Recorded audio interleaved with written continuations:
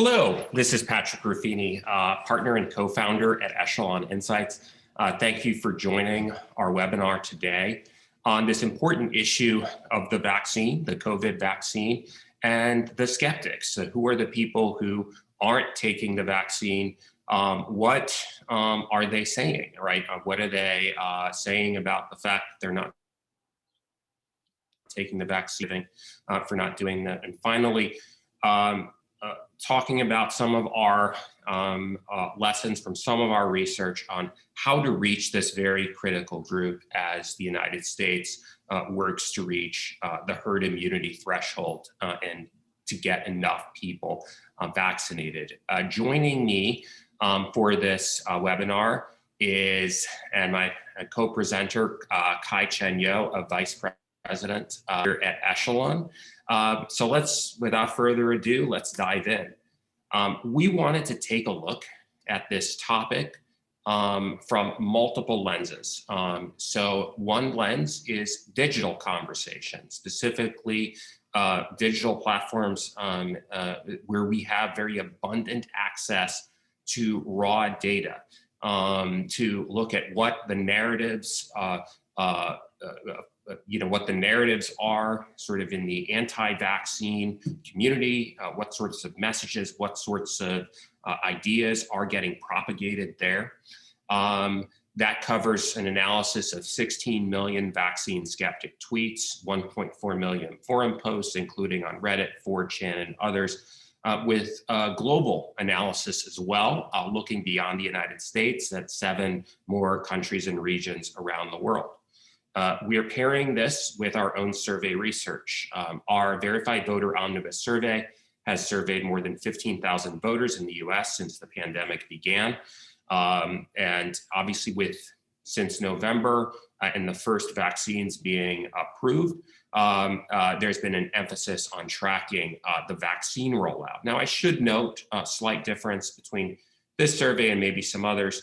It is a survey of voters, not adults. Obviously, all adults can get the vaccine. That is certainly a very good frame through which to look at it. However, we think that this data is going to be similar enough to a sampling frame of adults to be something that we certainly can learn from in the fight to get folks vaccinated. So I should note, we want this to be interactive, and we want a lot of Q&A and back and forth discussion. And we're going to do that through asking questions and taking questions using the chat function in Zoom. So just type your question, and we will try to answer it by voice. If we'd like clarification on a question, one of us will respond in that chat. What we'll cover today is this new moment that we find ourselves in, where vaccine supply is outpacing demand, which certainly creates a new demand on public health communications to actually, we need to drum up further. We find ourselves needing to drum up further demand for the vaccine. We want to answer who these skeptics are, what distinguishes them from other Americans politically and demographically.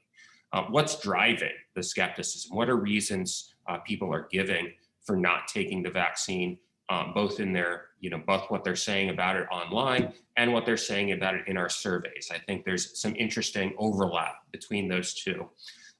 Where is the conversation happening? Where can we go to track this conversation as it's unfolding in real time? One of the benefits of looking at digital data side by side with polling is we really do get real-time updates. And we don't have to be in the field with a survey or a field with a survey that month, that week. We can actually get a continuous read on what's happening. Finally, some of our messaging research on how you can actually move the skeptics. What arguments for taking the vaccine do they find most convincing, and closing out with some insights from beyond the United States. So right now we have a very different reality than the one we faced over the last few months, where the vaccine capacity to deliver vaccines was ramping up. Not everybody who wanted a vaccine could get a vaccine. Now there's more than enough vaccine supply to go around, and but the number of people able, who are willing and able to take the vaccine is dropping. And as a result, the overall weekly average of vaccinated new doses being administered is dropping and has been since the beginning of April. As a result, we're seeing headlines like this, applying a term that we often see in the political data space, micro-targeting. And that we would use micro-targeting to prioritize a list of citizens, voters, to try to get them out to the polls and vote. And now we're seeing that frame being adopted to get people out to get their shots. And that means being able to prioritize the specific audiences, communities that are most likely to say they're not getting the vaccine or haven't gotten the vaccine yet, and to target them and hopefully bring them out to help us reach that herd immunity threshold. We see this in our own survey data. Since February, the number of people who say they want the vaccine but haven't gotten it yet has dropped from 40% down to 11%, with a further 9% saying, yes, I'll get the vaccine, but only after others have gotten it and it seems safe. Whichever way you look at it, that sort of people in the pipeline, the number of people in the pipeline to get the vaccine has shrunk dramatically by over half, no matter how you look at it. And at the same time, what we're also seeing is the folks who say they won't get the vaccine has remained relatively constant over time. So it really underscores just how quickly that number is dwindling of people who say, yeah, I'm up for getting vaccinated, just haven't done it yet. But the number has been, with some fluctuation, has been consistent at about 20% over the last 6 months, with a noticeable partisan gap. In the last few months in our survey, 30% of Republicans are saying they do not plan to get the vaccine, while only 12% of Democrats say that in our most recent survey. Now, who are these skeptics? What sort of distinguishes them from other Americans? So we segmented them by people who say they've already been vaccinated, which is 54% of adults in our latest survey. That number has almost surely gone up since we've been in the field last. The folks who are in that crew who are waiting to get vaccinated, just haven't done it yet, but willing to do it. And then the folks who say they do not plan to get the vaccine. So what distinguishes, we've seen already, is politics. The vaccine skeptical group is about 40 points more Republican than Democrat. There tend to be more Black voters in this group, also tend to be more in that group than the folks who are waiting to get vaccinated, but a bit less Hispanic in that vaccine skeptic group.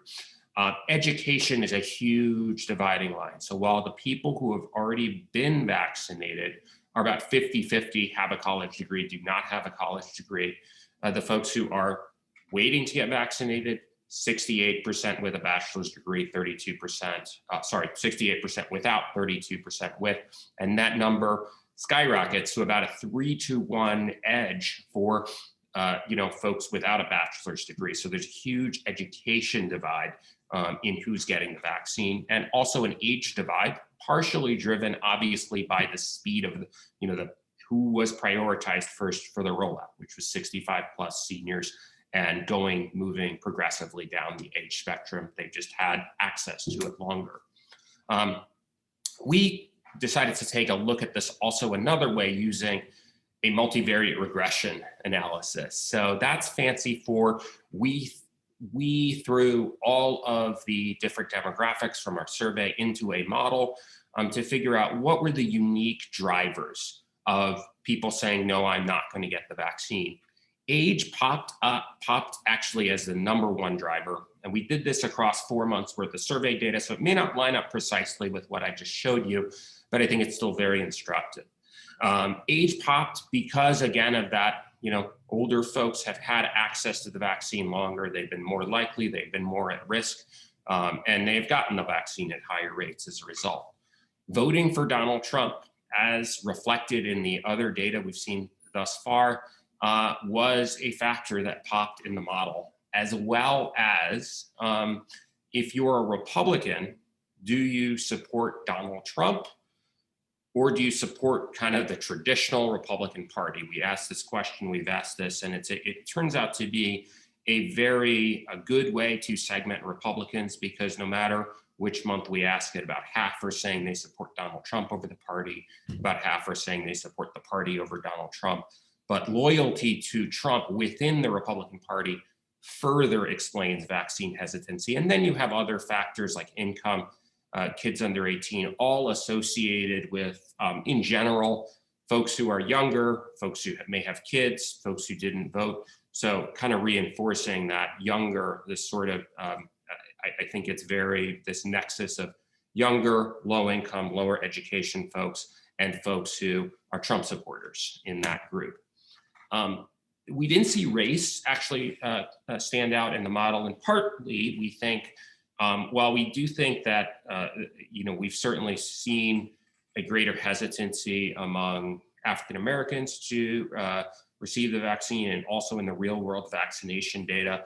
Among Hispanics in particular, we have not seen that, and partially the sort of the lower level of uptake that this chart from Bloomberg is showing relative to their share of the population in various states is really kind of more of a function of age. So they just tend to be younger as a group.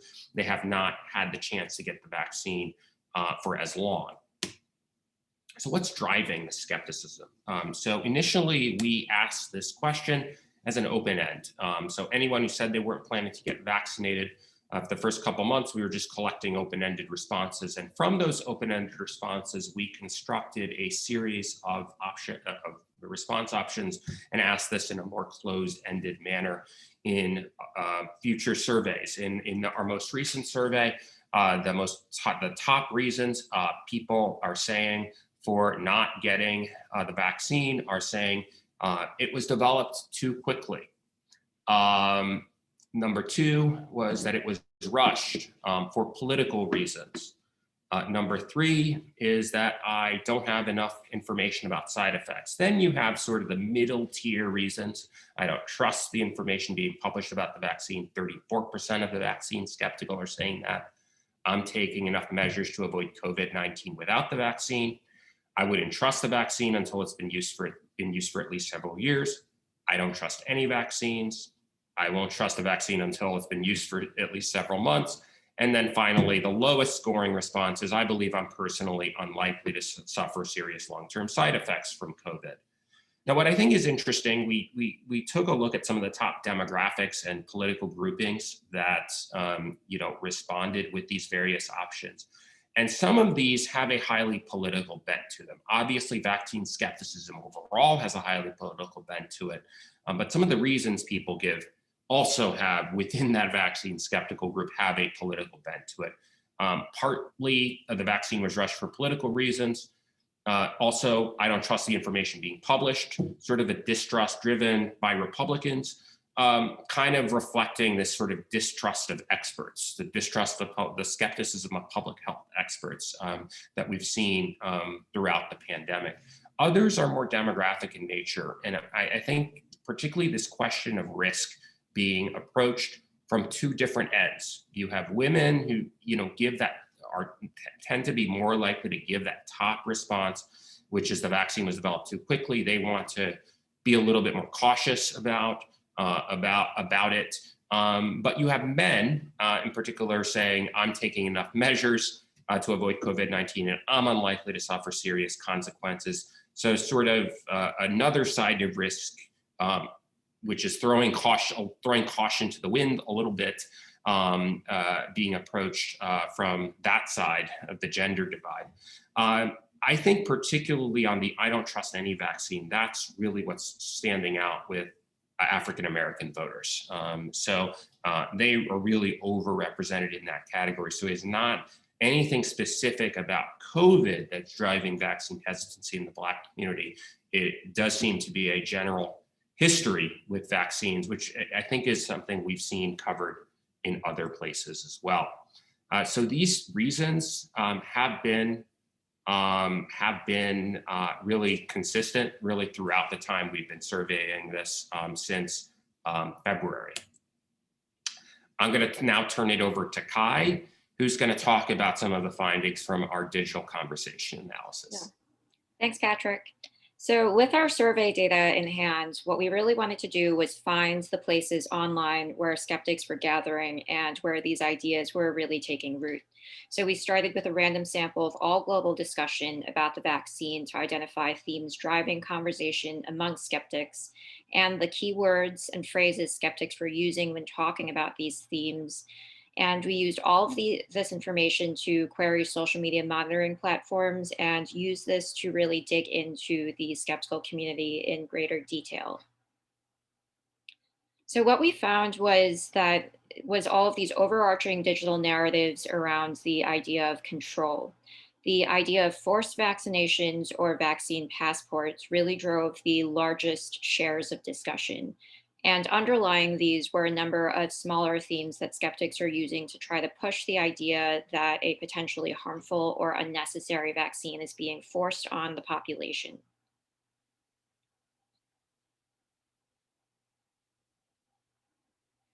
However, one thing that's pretty important to note is that skeptics online do drive a relatively small sample of overall discussion.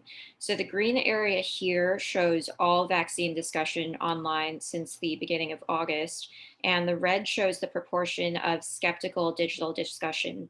And that skeptical digital discussion stays extremely low relative to all chatter, with the exception of this spike here in early April.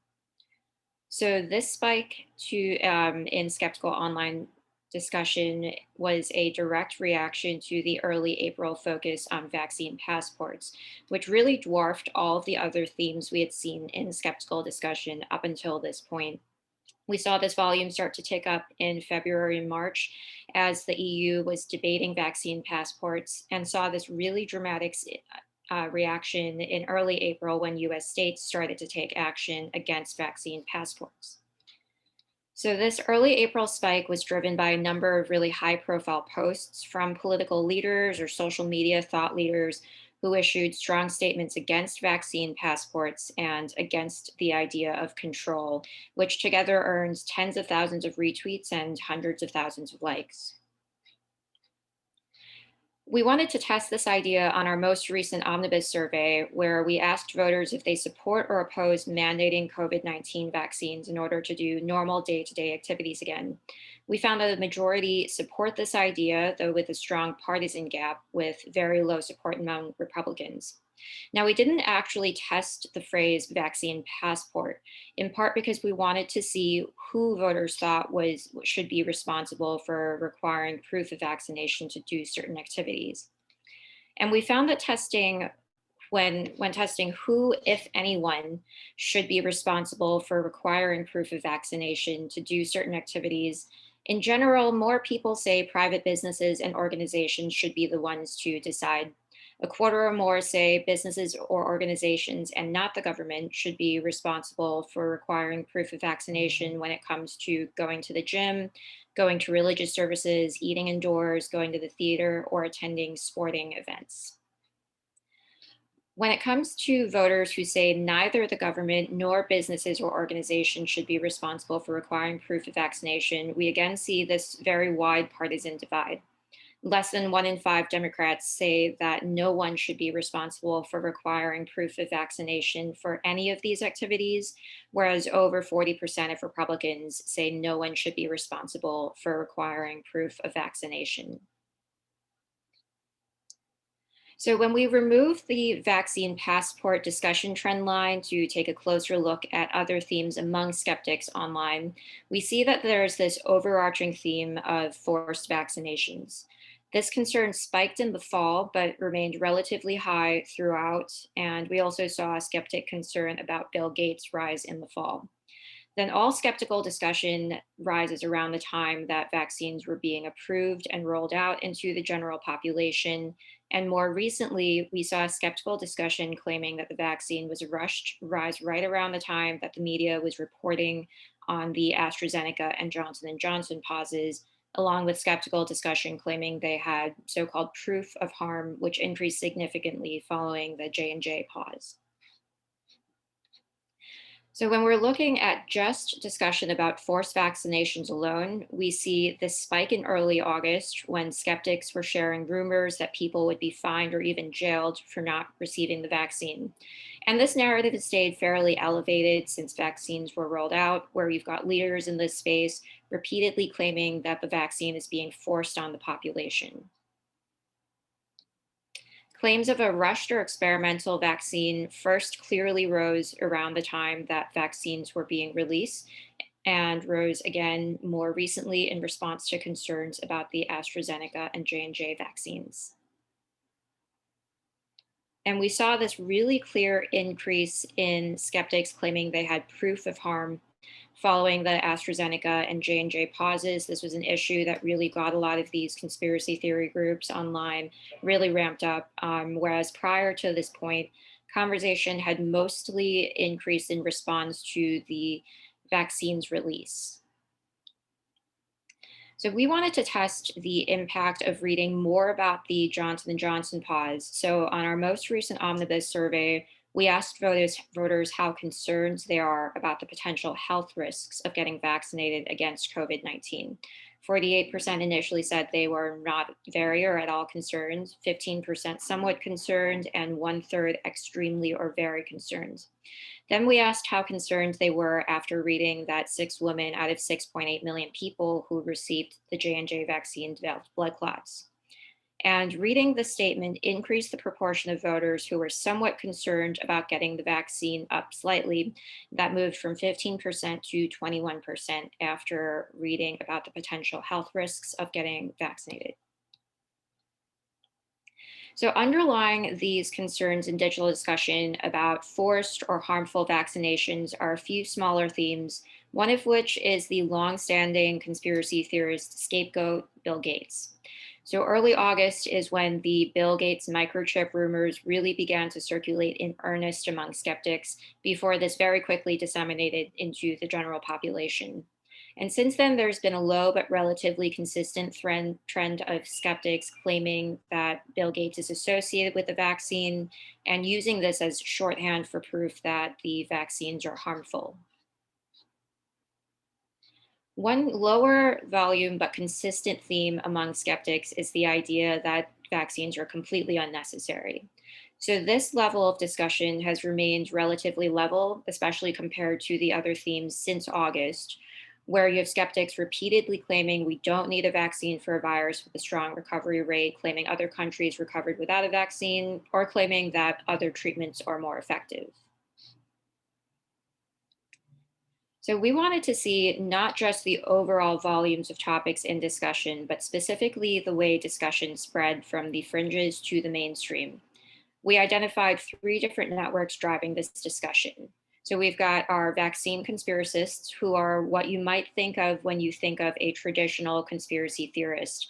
They're heavily engaged with these narratives, and there is a large QAnon and traditional conspiracy theory presence. The far right is also somewhat engaged, and our third network are traditional Trump supporters, less engaged and mainly follow cues from political leaders. So the most influential members among each of these groups kind of clues us into the types of people in each of these networks. The most influential among the vaccine conspiracists, and these are the accounts which the most people in this network are following, are mainly QAnon leaders, with some more traditional conspiracy theorists here who engage with other issues like climate change. The most influential among the far right also include a few QAnon leaders, along with a few openly white nationalists. And the most influential among Trump supporters are all political leaders or extremely high profile pundits. So the raw volume of skeptical discussion among these 3 networks clearly shows that the traditional conspiracy theorists are the ones driving the highest volume of discussion, with the far right the second most engaged and Trump supporters the least engaged on vaccine skepticism relative to the other networks. We then see these three networks really clearly converge around the idea of vaccine passports. Conspiracists drove interest in vaccine passports well before the other two networks, but then these three groups converge as soon as US states start taking action against vaccine passports, and as soon as high-profile thought leaders start tweeting about the issue. So we wanted to look not just at Twitter, but at all conversation across the internet. The very clear majority of skeptical conversation is happening on Twitter. This is where these ideas can reach more members of the general population, but this is also happening in other pockets online. When we're looking specifically at Reddit, the subreddits driving this conversation are pretty much what you would expect. Our conspiracy drives about a third of skeptical discussion on Reddit. Our no new normal drives just over 10%. And other skeptical comments come from places where people are debating politics, the coronavirus, or lockdowns. We can see from the highest engagement posts on the two most active skeptical subreddits that our conspiracy really drives the most in-depth conspiracy theories, everything from honeypots to detailed attempts to debunk vaccine safety, whereas our no new normal has a smaller following and is primarily focused against the idea of overreach or control. Now, when we step outside the conventional forms of social media, we really see 4chan dominate this space. So 4chan drove these early spikes in skeptical forum discussion, which were not driven by a single high profile thread, but by a flurry of high engagement individual posts, each claiming they had proof that the vaccine is going to change your DNA, make you sick, infect you with a new deadly virus. These were really all over the map, but they were all claiming harm. More recently, this recent spike in forum discussion was driven in part by the AstraZeneca and J&J pauses, as well as a very extremely large 4chan thread claiming that the vaccines cause infertility, which sparked a lot of debate on the forum, which is where we may be seeing skeptical discussion turning next.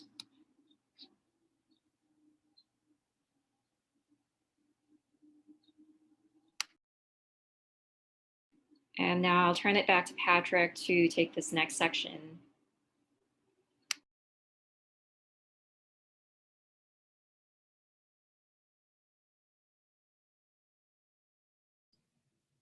Okay, folks, sorry about that. So my mouse click goes away when I'm in full screen. So usual Zoom muting troubles. We wanted to also, ask folks, not just, these, be able to provide these sorts of statistics on who isn't taking the vaccine, but potentially how we might move people and potentially segmenting that audience. So we included a battery of statements in our last verified voter omnibus, looking at vaccine holdouts, people who say, I'm not taking it yet, I am or unsure, I'm not taking it at all. And what we found in that was that overall, not a lot of these messages broke through in the sense of getting a majority of folks in the vaccine holdout group on board with them. But the number one statement was one talking about Donald Trump's involvement with the vaccine, which said Donald Trump has taken the vaccine and urges Americans to get it. It was because of his administration's Operation Warp Speed that we have the vaccines we have today. Now, if we've been paying much attention to polling in the last 4 years, it's pretty uncommon for a pro-Trump argument to sort of come out on top, even if it's with only 27%. And that's because we have to remember this is a very Republican group of folks. The second top testing message is if not enough people take the vaccine and the coronavirus continues to spread, it'll be a long time before we can get back to the normal life we love. A second tier set of arguments, you kind of asked, people are waiting, but people have said, they're waiting to see how it's going. It's been a while. We've had these vaccines for a year. They've been tested for about a year, and it's going well. That was the third top testing message. Vaccines can not only protect you from severe disease and death from COVID-19, but also provide a high degree of protection against infection and transmitting it to others. The ones that are really sort of more towards the bottom fall into the category of just purely relying on, let's say, experts, relying on doctors and nurses, and relying on President Biden, relying on public health officials. So I think while others have found this kind of message around doctors and nurses has really popped, we don't really find that to be the case among skeptics. Just nakedly, just sort of taking, well, look, these people say get the vaccine, does not seem to make much of an impact, with the exception of Donald Trump, which is pretty popular, who is pretty popular with this group of folks. And we see this segmenting these holdouts by party. The only message that gets through at all to the Republicans, who represent a clear majority of the folks who are saying don't get vaccinated, is that Trump message. That second best testing message among Republicans, and also the best testing message among Democrats, is this argument of the vaccines will help us get back to normal. This is something that we've been certainly seeing quite a bit in discussion about vaccines, that it seems like people are kind of calling out examples of public health officials saying, well, we still need to be very cautious, we still need to wear masks, we still need to kind of be in some form of lockdown, even with vaccines. Really kind of taking that on head on and saying, no, vaccines are the thing that's going to get us back to normal. But obviously that needs to be reinforced by actions from authorities. If people can see that progress on the vaccines is tied to getting back to normal, that could increase public trust. All of the others show and this one as well, but all of these show a very large partisan gap in terms of people finding these arguments convincing. When we break this down by race, in particular, we see racial divides that more or less align with the party divides. When you look at whites, tend to be sort of Republican, in this sample, and overall, they are tending to agree with the same sort of messages that Republicans agree with.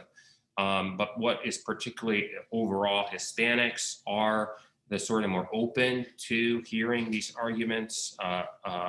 Black voters are somewhere in the middle. But again, the argument that resonates most with non-white audiences is this message about getting back to normal, and the vaccines help us do that. When we combine and merge all of the messages, it is true that in general, we scored everyone in the sample based on how many messages and how open they seem to be overall to the set of messages. And over on the left, the vaccine, people with a low vaccine hesitancy score tend to be more Republican. People who generally are more open to these arguments tend to be more Democratic. And that also, as we've seen, certainly, it actually does map pretty well to the racial disparities and the racial differences. So when we did try to do something to combine all of these responses and count up how many arguments of these were people finding convincing. So while it's true, absolutely true, that just 27% found any one of these arguments convincing, when you actually combine them, is a majority of people who say at least one of these is convincing. That means that we could potentially, get that number of vaccine holdouts down by half if we message correctly. 27% of the vaccine holdouts belong in this highly persuadable group that generally are open to 3 or more of the 8 messages. 27% are in this possibly persuadable category of agreeing with only 1 or 2 of these messages, and 46% just agreed with none. So those are going to be the folks who are the hardest to reach. But the good news is that a majority of that 20% is at least open to some form of argument that they should get the vaccine. And when we break down these groups, what we find is the hardcore holdouts, again, are very, very Republican. They tend to be more concentrated in the Black community. They tend to be even more, even, fewer of them have college degrees. A possibly persuadable group is a very Republican group as well, and we'll get into why. It is a very white group, but it is also very much in the camp of fewer folks with college degrees. And the highly persuadable group, less white, evenly matched politically, even split politically, 70% without a bachelor's degree. And when we look at the messages that cut through within these two groups, the reason that possibly persuadable group really stands out as more Republican is they are agreeing with that Trump message much more so than the others, the other groups in general, than they agree with any other message. And as well, they are agreeing with this back to normal message, reinforcing that the vaccines are going to help us get back to normal. Those possibly persuadable folks are gravitating specifically around those two messages. But they don't really buy anything else, right? Those are really the only two things that resonate with them. Among the people who are more open to taking the vaccine, you really see two messages kind of pop out there, although only slightly. All of these are good to use. And one of them is many people are waiting a few months to see if there are risks to taking the vaccine, but it is going well so far, and it's working so far without any major problems. And the vaccine not only protect you, they protect others. So that's a message we've seen elsewhere. That's a message that's been emphasized, but that is primarily effective among people who are the most open already to taking the vaccine. It is not effective among this sort of more Republican group that particularly gravitates towards Donald Trump. Now, we've seen, obviously it's been a challenge, right? In the sense of Donald Trump took the vaccine, but he did not publicly take it. But lately he said that he gave quotes saying, in a certain way, I'm the father of the vaccine because I was the one who pushed it.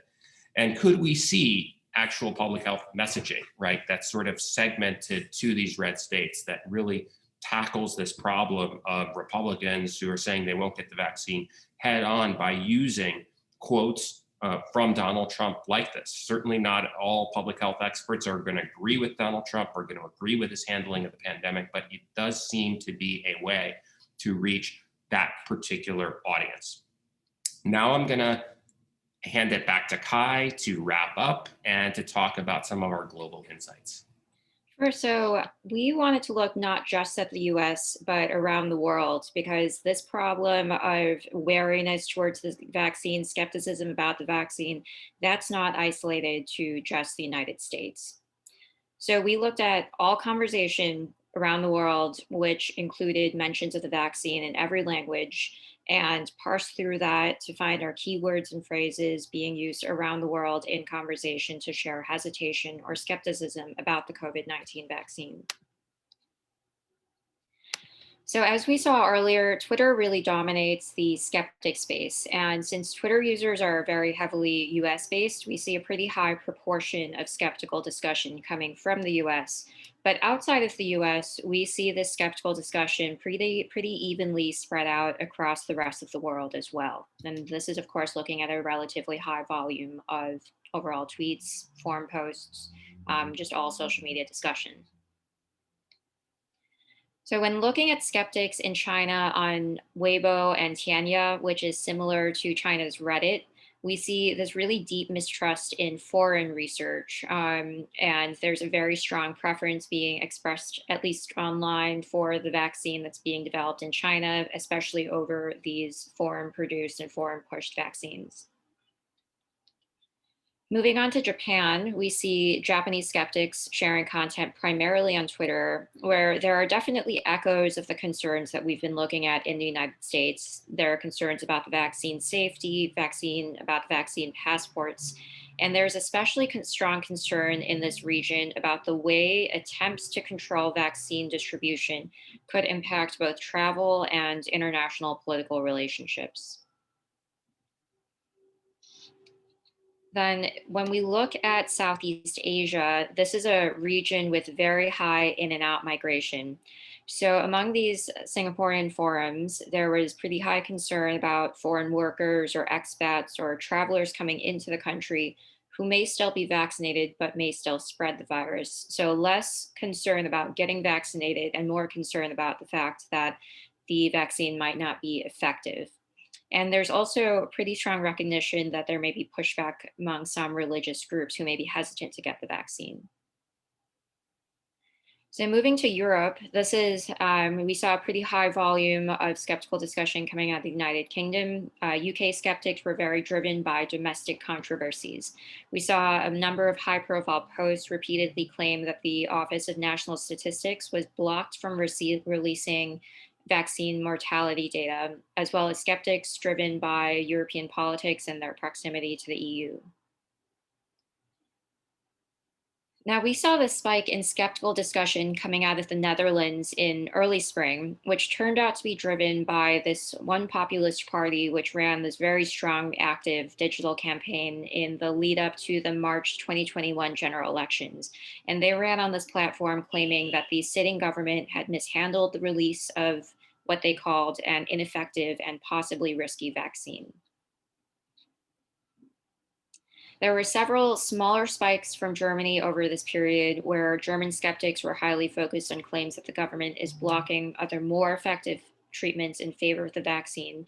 So, again, less of this personal hesitation about the vaccine and more concern that the government is controlling the narrative and blocking something else that may be equally effective. And French skeptics drove a relatively consistent volume of discussion over time. We saw French discussion spiking pretty consistently throughout this period. And French thought leaders are basically gaining pretty high engagement regularly for arguing against infringements on their freedoms or liberties, which they say a vaccine passport or, again, this idea of forced vaccines will do. So that brings us to the end of our presentation. Right, and thank you. That is our contact information. So we want to take Q&A. So I actually said the chat earlier for Q&A, but if you could use the Q&A button, that would be great. And I do see a couple of questions in the chat. So let's get started with those. One question from John is there evidence that the online discussion around various topics was driven by actual people, or was there a coordinated effort by bots, et cetera? So I would say that there definitely are coordinated online campaigns, but these don't look like the kinds of campaigns that we used to think of maybe a handful of years ago when we're thinking of bot campaigns on Twitter. They basically get people to share very similar sentiments. And for the most part, these are either real people or they can sometimes try to pay people to share these sentiments. But if they do grow too large in volume, they get shut down pretty quickly from what we've seen from our longtime digital tracking. So while a small percentage of this may be coordinated efforts, I think we pretty clearly saw that the people driving the narratives are people with very large followings of real accounts. All right, a second question comes from Chris, who asked, I've heard from some that they're waiting for a non-mRNA vaccine and didn't want J&J because of the fetal tissue issue. Have you seen anything that Novavax could stir these folks to get vaccinated, or anything general about sort of what type of vaccine people want?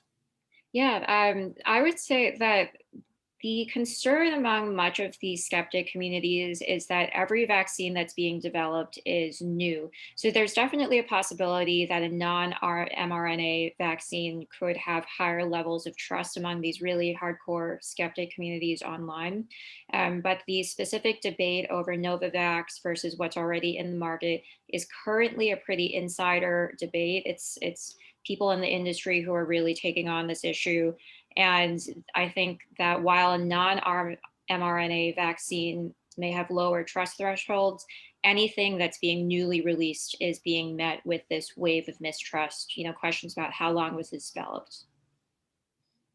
And Matt asks, any comment on the ideal messengers for these persuasive messages to the potentially persuadable vaccine hesitant folks? Your research did note public health officials, public health experts weren't ideal, but are there others who could be more helpful? Sure, I can tackle that. I mean, I think number one would be Donald Trump and other voices sort of in the pro-Trump wing of the Republican Party. And, that sounds crassly political, but if it's not going to be Donald Trump, it should be others that come from that wing of the Republican Party, just saying that Trump had a role, right, had a hand in approving the safe vaccines that we have now. When it comes to others, I think we did not explore this specifically, but I think all of the above, but to some extent, I would say your doctors would be better than, let's say, Dr. Fauci specifically might not be the best just because he has been polarizing. But in general, I think people who are closest, who have been closest to this disease, some of the families and the people who have lost loved ones, the people who have gotten sick, the people who have been affected. So I think it is very much all hands on deck. So main takeaway from Michael, main takeaway for GOP hesitants, Trump's got to get on TV and social to push the vaccine. I would say, yeah. I mean, I think that's been apparent for quite some time, but I think this data really brings it into sharp relief. An anonymous attendee asks, thank you so much. I'd love to know why Echelon's doing this work. It may seem obvious, but only a handful of conservative pollsters are focused on this. I think we did not necessarily go into this with an agenda of, being on a particular side. This is a very important public health issue. It is one that is absolutely, as people said, going to help us get back to normal. But it just so happens, I think we do have a disconnect right now. I think the majority of the people working on this may personally they're not motivated by politics when it comes to this question of vaccines, but may personally be on the left and are studying things from that frame, when in fact, we are now down to a population of people who haven't been vaccinated and primarily say they won't get vaccinated, who is Republican, who is conservative, who is when the choice is between sort of a more sort of traditional version of the Republican Party and Donald Trump's version of the Republican Party, chooses Donald Trump's version. And so I think we do need messaging that is really focused in on those folks. John asks, within the US, does the data reveal any differences in options by opinions by region or red blue state status? I think we wish we had been able to, I think that was a factor in our modeling, just kind of look at the county Trump percentage. There's only so many ways you can kind of look at it. Unfortunately, I think in this data set, trying to look at state breakdowns, I would, really look at the actual real world statistics on vaccinations. And what you do see is sort of, it does confirm what we've found is that you have more conservative places, more conservative parts, more rural parts of the country mixed in with Black majority counties, Black majority areas. So you have a state like Louisiana, which, last I saw on the Bloomberg tracker, had 13 months to get to herd immunity. You have a state like Vermont and Massachusetts, a lot of white people, a lot of Democrats have 3 months to get to herd immunity. So I think that is really being confirmed by the real world data. Laura Lazarus Gardner asks, any sense whether faith leaders or faith-based interventions may help with certain segments of the hesitant groups? That's a very good idea. Not something we specifically probed, and I think, that might be a good question for our next omnibus when we potentially re-ask some of these questions. Who would you trust? Who are the messengers you would trust? And in separate research that we've done, we have probed a little bit on the issue of trust in different messengers, and we did find that among African Americans, there was relatively high trust in religious and community leaders. And during that round of research, we paired those together. So that may be a good data point to carry over when we do test this in the future. All right. I do not, at this point, see any additional questions, so I'll put out another call. We do have about 10 minutes, not to say we can't finish up early, but we'll put out another call for any last-minute questions. So we'll wait for that for a few seconds and give folks a chance to type out any last-minute questions.